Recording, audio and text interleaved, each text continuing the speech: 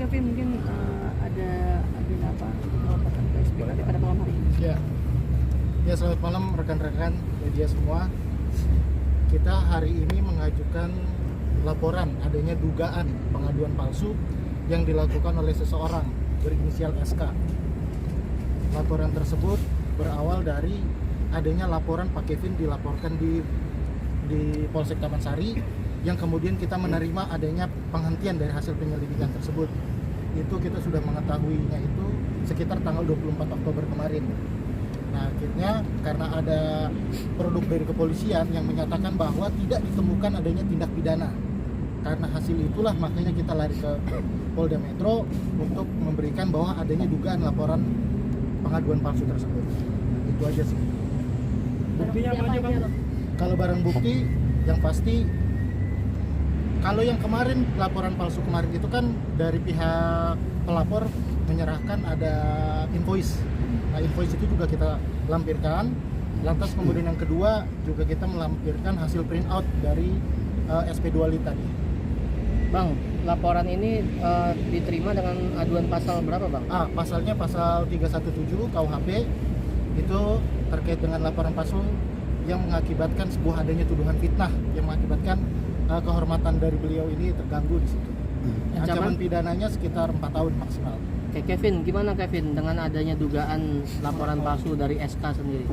Ya, ini mungkin memberikan edukasi juga buat seluruh masyarakat Indonesia bahwa sebagai masyarakat kalau kita membuat laporan, ya itu nggak apa-apa.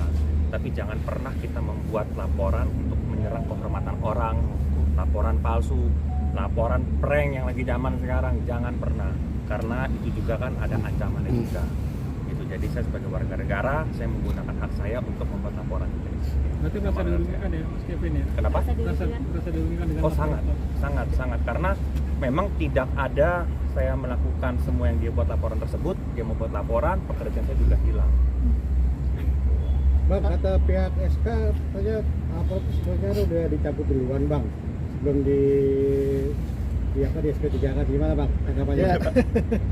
Ya kalau secara hukum ya, sepanjang yang kita tahu, kalau misalkan ada pencabutan, artinya tidak mungkinlah SP2 itu keluar. Biasanya keluar yang namanya surat SP2HP, surat pemberitahuan perkembangan hasil penyidikan, bahwa di situ pihak mereka di BAP, terus mereka juga membuat sebuah permohonan pencabutan. Setelah itu dituangkan dalam SP2HP tersebut bahwa perkara ini tidak dilanjuti. Tapi ini SP2 Lit yang menyatakan bahwa tidak ditemukan tindak pidana di situ.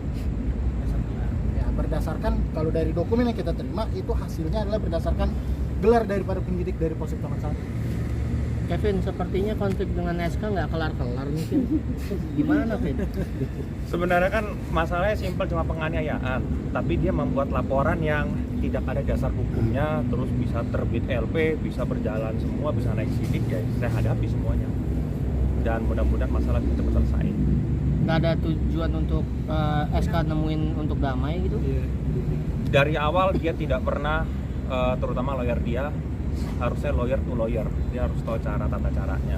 Karena di sini kan saya juga punya lawyer, di sini saya korban, dia harus tahu bagaimana caranya. Itu, dan dengan saya membuat laporan di sini kan sebagai bukti bahwa saya adalah korban. Tapi ini kan berawal dari masalah percintaan ya, kalau nggak salah, bener nggak sih, Fit?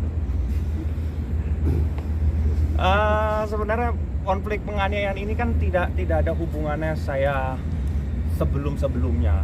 Pada saat di TKP saya juga tidak ada masalah dengan SK, tidak ada berantem, tidak ada apapun itu. Tiba-tiba dia menyerang saya, membabi buta dengan kondisi dia seorang dokter loh. Di mana etika dia, di mana moral dia. Jadi sebenarnya hal simpel, cuma penganiayaan. Tapi karena mungkin laporan dia tidak ada dasar hukumnya, tidak kuat, dia mencari-cari, dia membuat laporan A, laporan B, laporan C, sesuatu yang perdata dibikin jadi pidana sama dia. Oke.